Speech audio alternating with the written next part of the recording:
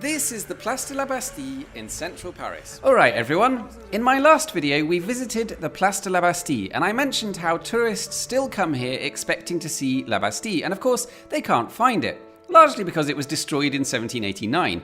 But if you know where to look, there are still a few remaining pieces of Parisian prison lying around. So this is a little bonus video really. Here are 7 places where you can still see the last bits of La Bastille. First up is something that is easy to miss, but these little studs in the road are not random. They're there to show you where the walls of La Bastille used to be. For example, you can clearly see the outline of some towers here.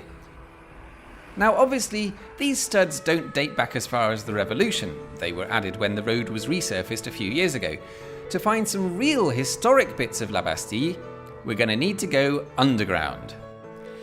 This is the Bastille metro station, and if you go to the platforms for line 5, you'll find they're covered in markings showing you where the foundations of the prison used to be.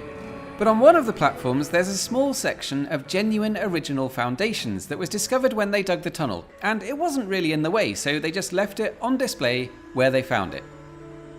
Now, they also discovered a larger section of the foundations from one of the towers, but that did need to be moved, and it ended up a few streets away, down by the River Seine, at the Square Henri Galli. In fact, it's just sort of dumped here in the corner of the park, and I'm sure loads of people come here every day without any idea that behind them is one of the few remaining pieces of La Bastille. Next, we're going to backtrack a little bit along the River Seine, and that brings us to the Bassin de l'Arsenal, which these days is a posh marina, but it started life as the prison's moat. And this is where my research gets a bit cloudy because it has been rebuilt a lot, but supposedly some of the walls of the modern day marina are the original ones from back when the prison was here. I'm just not sure which ones. So that's pretty much everything you can find at La Bastille, but there are also bits that were taken away and reused elsewhere. The most famous example is the bridge at the Place de la Concorde, which was under construction at the time, and they ended up finishing it off using stones taken from the prison. Meanwhile, over at the Musée Carnavalet, you can find this model of the building, which is actually carved out of an original stone by a guy called Pierre-François Pallois. He was a construction entrepreneur who was around at the time of the storming of the Bastille, and afterwards, he took it upon himself to just go ahead and demolish the place. He was only given permission to do it after he'd already started.